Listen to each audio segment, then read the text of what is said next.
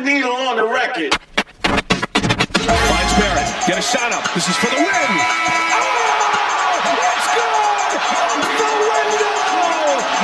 RJ wins it for the Knicks!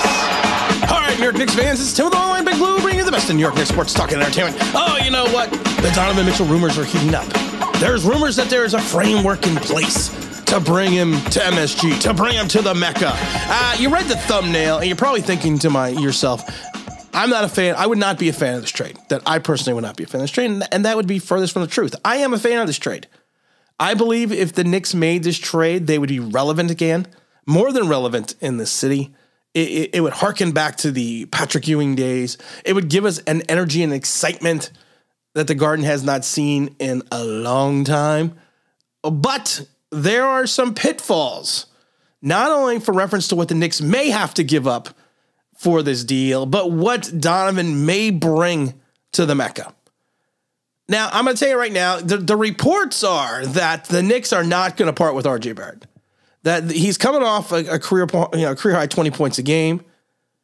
So, I mean, he shot 40.8% from the field, 34.2% from three-point range. So they're not giving up on RJ.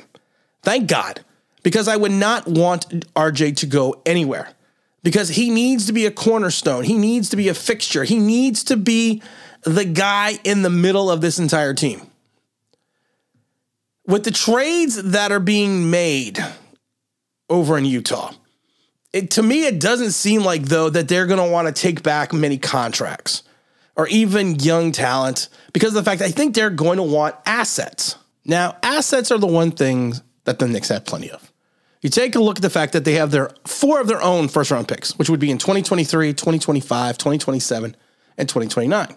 They have the Dallas pick for 2023. They have the Washington first-round pick for 2023, which is protected into 1 through 14, and protected in 1 through 12 in 2024, and protected 1 through 10 in 2025, and protected 1 through 8 in 2026. They also have the Detroit pick, which is protected 1 through 18 until 2024, protected 1 through 13 to 2025, and protected 1 through 12 to 2026, and protected 1 through 9 through 2027. And they also have the pick from the first round pick from the Milwaukee Bucks, which to me it's not going to, unless Giannis decides he's just going to hang it up. That's not going to be a very high pick. But while there's not a plethora of lottery picks, there is a plethora of picks.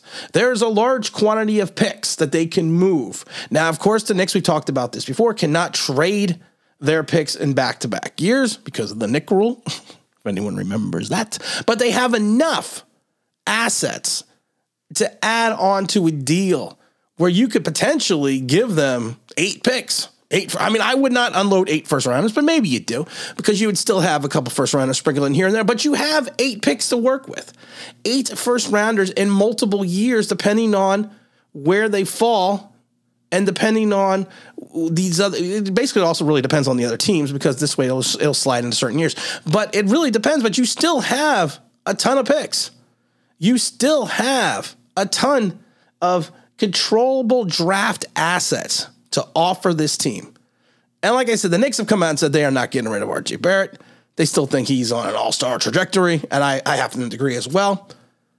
And Danny Ainge, if you remember anything from Danny Ainge from his Celtic days, he's willing to wheel and deal, he's willing to trade. But you don't strip down this roster in hopes of returning back assets that are already a couple years into their deals that will need to be augmented for a new contract in a year or two later. You don't want to do that, especially if you're Danny Ainge. So right now, to me, if you want to look at all the deals that potentially could be on the table, the New York deal would make the most sense if the Knicks were willing to give up 5 or 6 first rounders.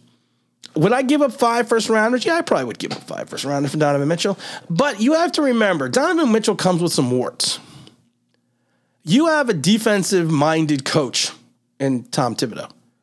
You have a guy that, he wants you to play both ends of the court. Donovan at times has what we refer to as the Matador defense, the Olay defense. Ask Jalen Brunson. Who do you think was guarding Jalen Brunson when he had his 40-plus game and his 30-plus game in this playoff series? Who do you think was guarding him? Who do you think was on him? There were times, if you watch that series, that Donovan seemed extremely disinterested and playing defense.